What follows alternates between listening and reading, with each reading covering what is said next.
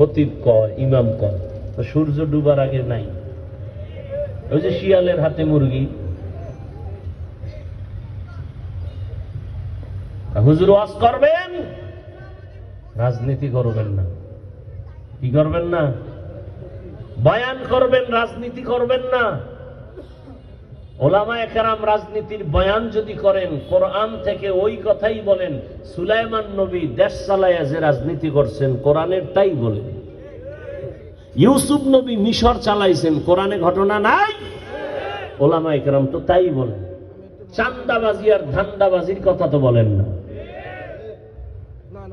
এরপরে যদি বলেন হবে না, তা মেনে নিলাম, আধা মিনিট কোন রাজনীতির চলবে না। কিন্তু প্রশ্ন, সেই স্টেজে নেতাদের বক্তব্য হয় কেন? পোস্টারে নাম আসে কেন? মসজিদে চলবে না রাজনীতি, সেখানে ভোট চাওয়া হয় কেন?